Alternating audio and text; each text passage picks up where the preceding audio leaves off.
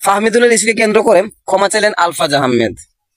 Bangladesh football federation, আসলে বর্তমান বাংলাদেশের মধ্যে এমন কোনো জায়গা নাই যে সেন্টিগ্রেট নাই, বিশেষ করে ফুটবলের মধ্যে যে সেন্টিগ্রেট, এই হারামজাদা গুলো যে সেন্টিগ্রেট করতেছে না ফুটবলের মধ্যে, যে এই সেন্টিগ্রেটের কারণে বাংলাদেশের ফুটবলটা আসলে একবারে মৃত পর্যায়ে আসলো।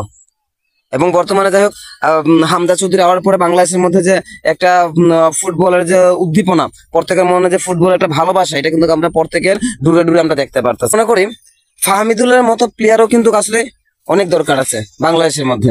সো আমরা বাংলাদেশের মধ্যে যে একটা সেন্টিগ্রেট আছে, ফুটবলের সেন্টিগ্রেটটা এখনো সময় আছে, এই সেন্টিগ্রেটটা যাতে ভাঙা হোক, এবং যারা যারা প্রতিভা আছে এই ফুটবল জগতের মধ্যে আমরা বাংলাদেশের মধ্যে ওই প্রতিভা সম্পূর্ণ লোকদের যাতে আমরা জাতীয় টিমে নেওয়া হয়। 25 তারিখে ভারতের সাথে খেলা, এই ভারতের সাথে খেলার মধ্যে আমরা বাংলাদেশের ফুটবলের যে একটা নবদিগন্তের যে একটা ডাক দিচ্ছে, আমরা চাই ওই ডাকটা যাতে সঠিকভাবে হয়, ঠিক আছে, কোনো সেন্টিগ্রেটের মধ্যে নাই। তাই সেন্টিগ্রেটরা এখনো সময় আছে, ঠিক হয়ে যান, দেশের লেগে কিছু করার চেষ্টা করেন, ঠিক আছে।